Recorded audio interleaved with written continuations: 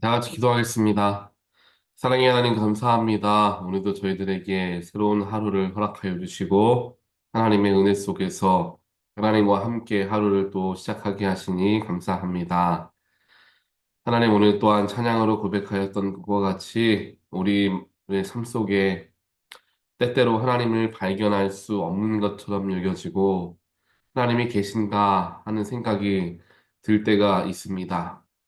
하지만 그 속에서 저희들 낙심하고 또한 넘어져서 살아가기보다는 비록 인간의 육신의 눈으로는 보이지 않을 수 있지만 영적인 눈을 떠 삶의 곳곳에 묻어 있는 하나님의 은혜를 저희들 바라볼 수 있도록 주여 축복하여 주시옵소서. 세상의 이치를 가지고 또한 세상의 가치관을 가지고 삶을 바라본다면 그 속에서 하나님을 발견하기는 어려울 것입니다. 더욱더 저희들 세상과는 조금 반대되는 길이다 할지라도 내려놓는 길, 포기하고 용서하는 길, 사랑하는 길로 나아가게 하여 주시어 그 속에서 예수의 발자취를 발견하고 또한 예수를 쫓아가는데 그 길이 힘들고 어려운 길이 아니라 기쁨이 되고 감사가 넘치는 그런 길들이 되어질 수 있도록 하나님의 역사하여 주시옵소서. 우리들 연약하고 부족하여서 삶을 살아가는 수많은 순간들 속에서 주님을 잊고 살아가고 놓치고 살아갑니다. 성령께서 우리의 마음을 붙들어 주시고 또한 쉽게 빼앗길 수 있는 우리의 마음의 중심을 붙들어 주시어서 오직 주 안에 거할 수 있는 주님과 함께 동행하는 하나님의 귀한 백성들 되어질 수 있도록 주여 역사하여 주시옵소서. 오늘 하나님의 말씀을 대합니다. 말씀을 듣고 묵상하고 어떤 그 말씀대로 순종하며 살아가고자 나의 마음을 들여서 애를 쓰는 귀한 하루가 되게 하여 주시옵소서. 이 모든 말씀 예수 그리스도 이름으로 기도합니다. 아멘. 오늘 하나님 말씀 함께 보겠습니다.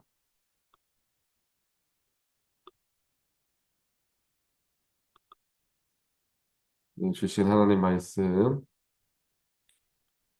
요한복음 4장 43절로 54절입니다. 이틀 후에 예수께서 그곳을 떠나 갈릴리로 가셨습니다.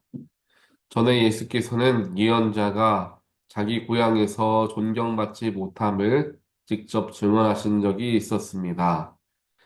예수께서 갈릴리에 도착하시자 갈릴리 사람들은 예수를 환영했습니다. 그들은 6월절에 예루살렘에 갔다가 예수께서 거기서 행하신 일들을 모두 목격했던 것입니다. 예수께서는 전에 물로 포도주를 만드셨던 곳인 갈릴리 가나에 다시 들르셨습니다. 그곳에는 왕의 신하 한 사람이 있었는데 그의 아들이 병에 걸려 가버나움에 있었습니다. 예수께서 유대에서 갈릴리로 오셨다는 소문을 들은 왕의 신하는 예수께로 가서 오셔서 자기 아들을 고쳐달라고 애원했습니다. 그의 아들은 거의 죽어가고 있었습니다. 예수께서는 그에게 말씀하셨습니다. 너희는 표적이나 기사를 보지 않고서는 전혀 믿으려 하지 않는다. 신하가 말했습니다. 선생님, 제 아이가 죽기 전에 내려와 주십시오. 예수께서 그에게 대답하셨습니다.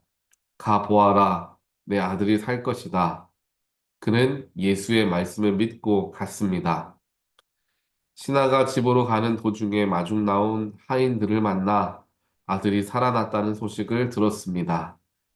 그가 하인들에게 아이가 언제부터 좋아졌느냐고 묻자 어제 오후 1시에 열이 떨어졌습니다 하고 종들이 대답했습니다.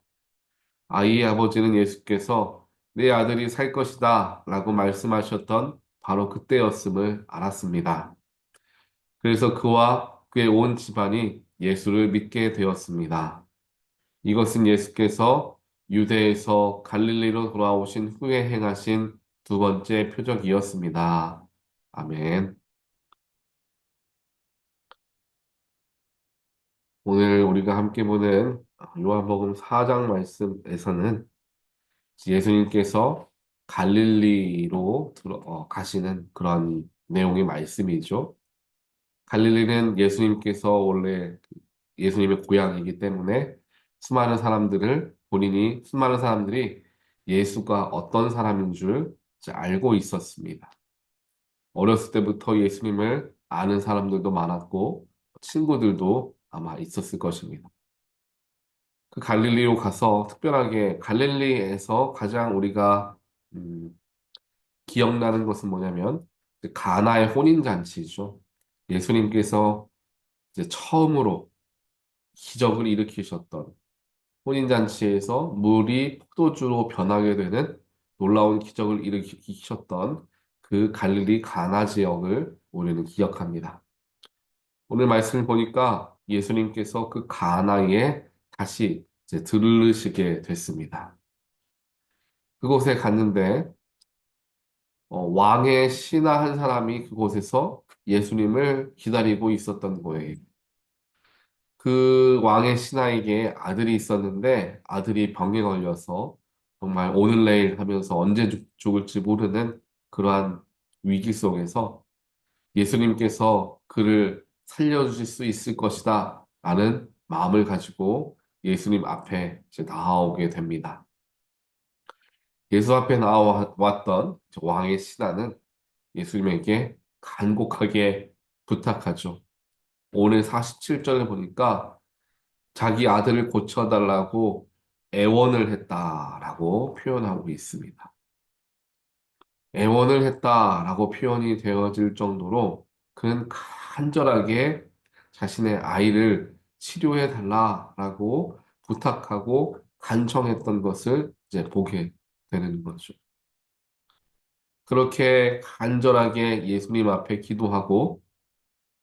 기도하는 마음으로 자신의 아이를 고쳐달라고 요청했을 때 예수님께서는 이제 그를 사실 이 왕의 신하를 나무라 여기보다는 그 왕의 신하 주변에 있었던 혹은 갈릴리 가나 지역에 모여 있었던 사람들을 이제 책망하는 말씀을 하십니다. 이게 뭐냐면 48절에 너희는 표적이나 기사를 보지 않고서는 전혀 믿으려 하지 않는다라는 말씀을 하시죠. 그 당시에 많은 사람들이 예수의 기적과 이적을 보기 위해 이제 몰려드는 일들이 많았습니다. 마치 마을에 유명한 마술사가 나타나면 그 마술사가 부리는 그 마술을 보기 위해 많은 사람들이 몰려드는 것과 마찬가지죠. 어렸을 때 기억이 나기에는 동네에 돌던 이제 서커스단이 있었습니다.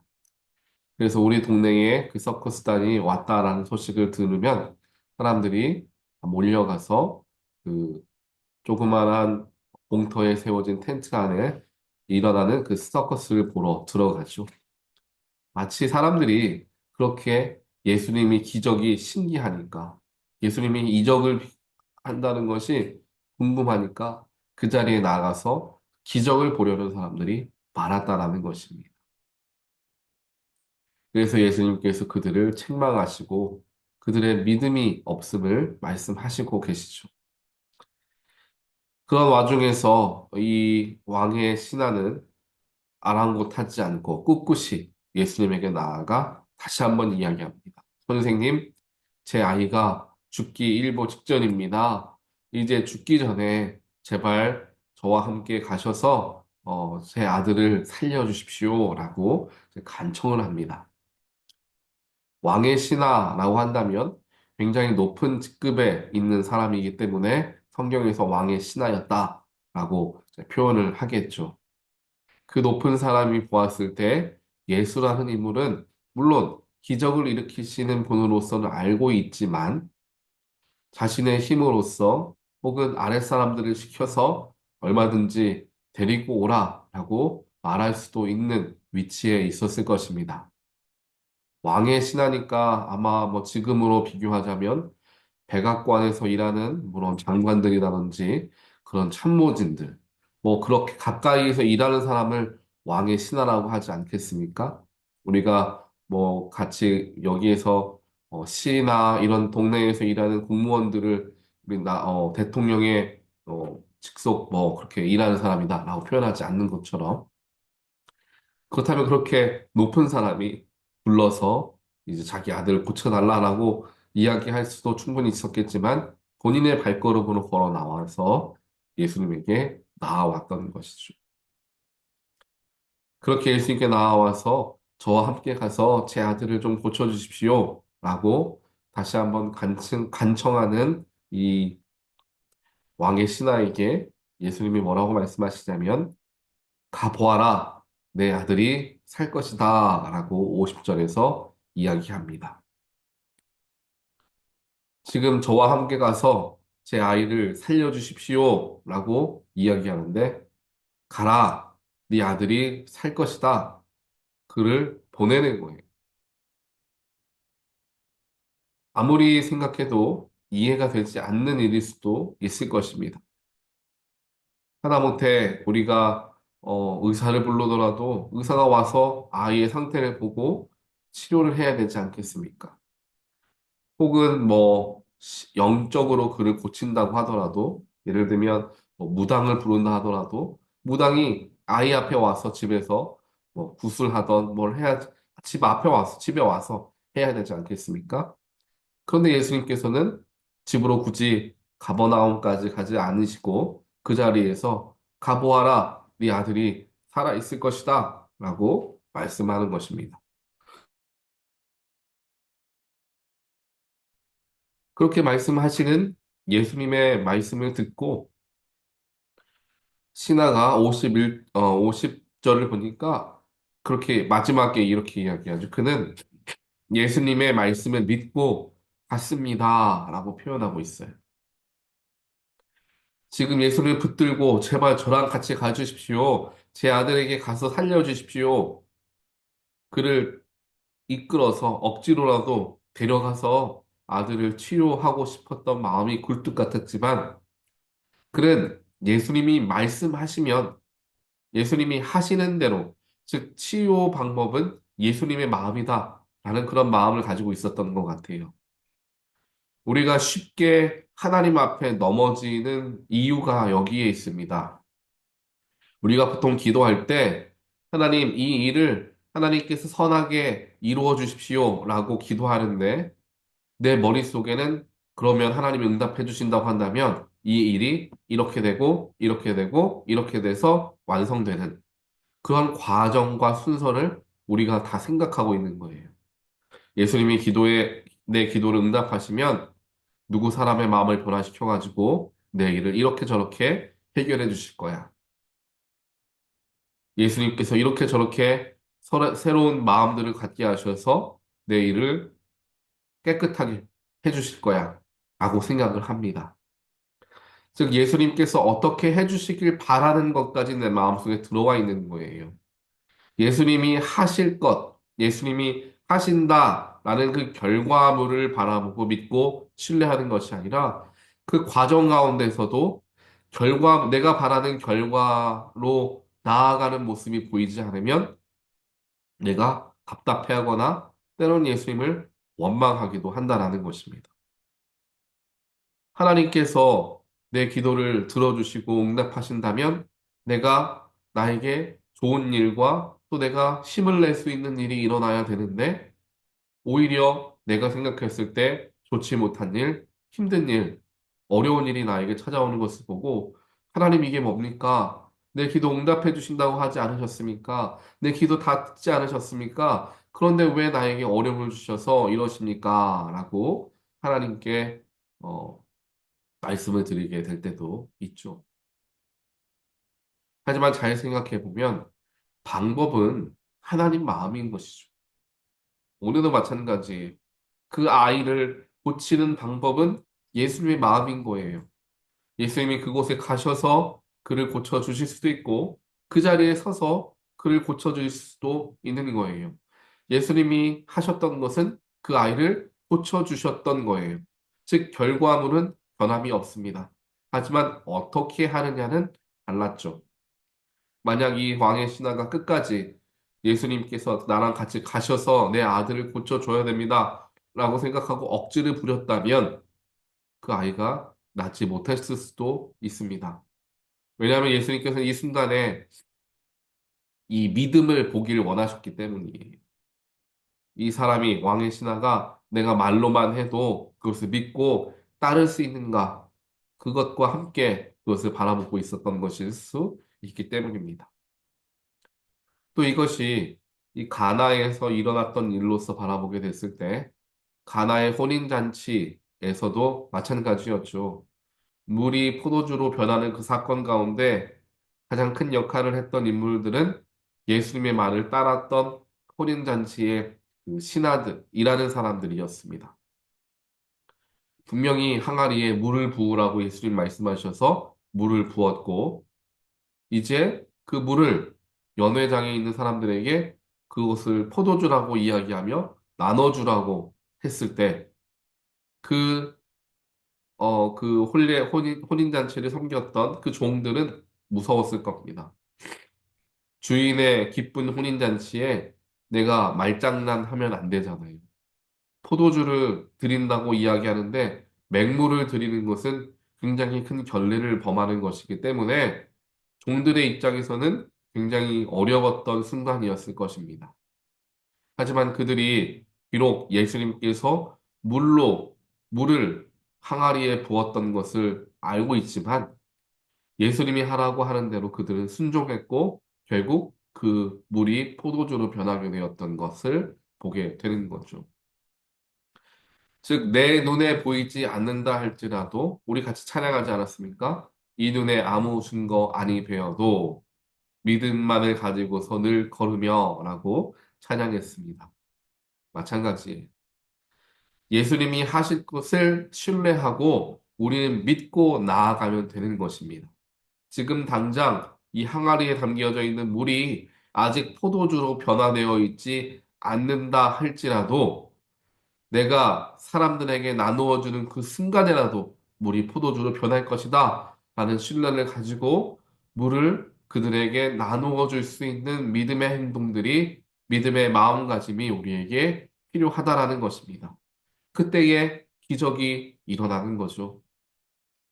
왕의 신하도 마찬가지입니다. 예수님이 말씀하셨지만 내 눈으로 보지 않았기 때문에 아이가 낳았는지 낳지 않았는지 전혀 알 수 없는 상황이지 않았습니까? 하지만 예수님이 낳았다. 지금 당장 낳았다. 낳을 것이다. 라고 말씀하시니 그 말씀을 신뢰하고 예, 그렇다면 제가 집에 가 살아있는 아들을 만나겠습니다. 라는 믿음으로 집으로 향했던 그 믿음의 행동들 그 믿음의 모습들을 통하여서 예수의 기적을 발견했다는 것입니다. 즉, 우리는 하나님이 하신다라는 것, 하나님이 꿈꾸시고 하나님이 이루길 원하시는 것은 반드시 이루어질 것임을 신뢰하고 얻은 사람과 같이 나아가면 되는 거예요. 이스라엘 백성들이 가나안 땅에 갔을 때 가나안을 당연히 정복할 수 있을 거다라고 생각하고 아직 땅을 차지하지도 않았는데 땅을 먼저 분배하지 않습니까? 이 땅은 내 땅이다. 하나님이 주셨다라는 신뢰함으로 그 땅을 이미 지정해서 내 땅으로 삼습니다. 이게 바로 믿음의 행동이라는 거예요.